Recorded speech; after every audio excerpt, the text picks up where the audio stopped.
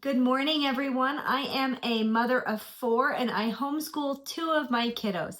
And I wanted to go over the 3 main reasons why we chose to homeschool our children.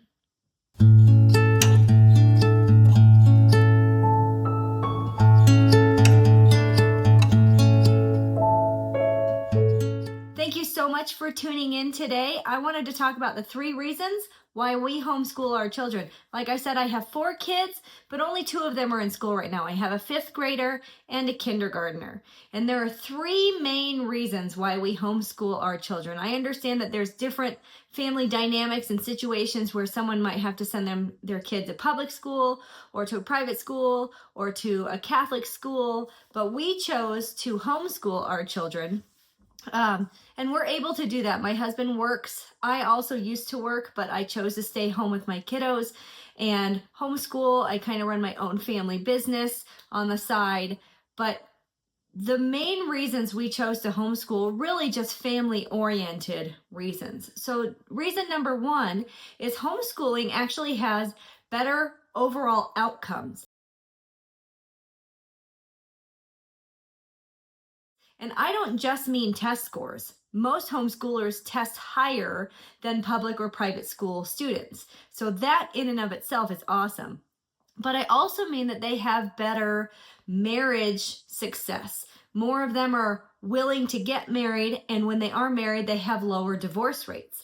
They have more children. They're more likely to believe and continue to believe in God and pass that on to their children. So overall, the outcomes of homeschooling for me and my family far outweighs the risk of, maybe they're not going to get socialized in school as much because they're not around their peers. The 9-year-old's not always with the 9-year-olds. She's with 12 and 7 and 6 and 18-year-olds, right? That's what homeschoolers do. They just kind of mingle with all ages. So the biggest thing for me was the outcomes that come from homeschooling. The next thing for me, as a Catholic especially, is avoiding the indoctrination. I know people will say, well, Catholic or homeschooled kids in general are not getting the more worldly view.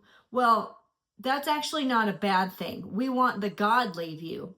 We want to raise good Christian men and women and not be of the world. And right now, especially in public school, and it's starting to creep into private schools and even Catholic schools, the indoctrination that they're creating in these children is horrific, right? I mean, we've got children who are going to school thinking that they're cats or they're not the gender that God made them. They're not feeling comfortable in their own bodies. They're getting confused.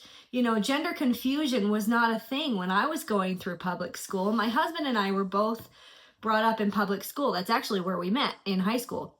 And we always thought we would public school our kids, but it's so different now than it was when we were in public school 25 years ago now. Because we didn't have people talking about gender confusion, or are you binary or non-binary? Are you this or that? Are you a cat? We didn't have those things growing up. So we didn't have to worry about it. We just went to school and learned what we had to learn. And nowadays there's that indoctrination piece that is literally thrown into every single part of public school, especially.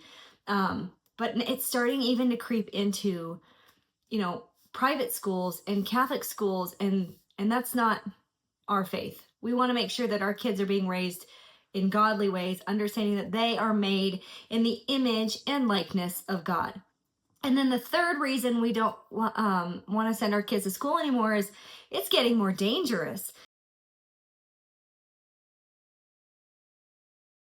I mean, I was on the brink of Columbine. I was in 8th grade. My husband was a freshman in high school, and we lived in the same state, same area as Columbine High School. We weren't at Columbine, but we competed with Columbine High School.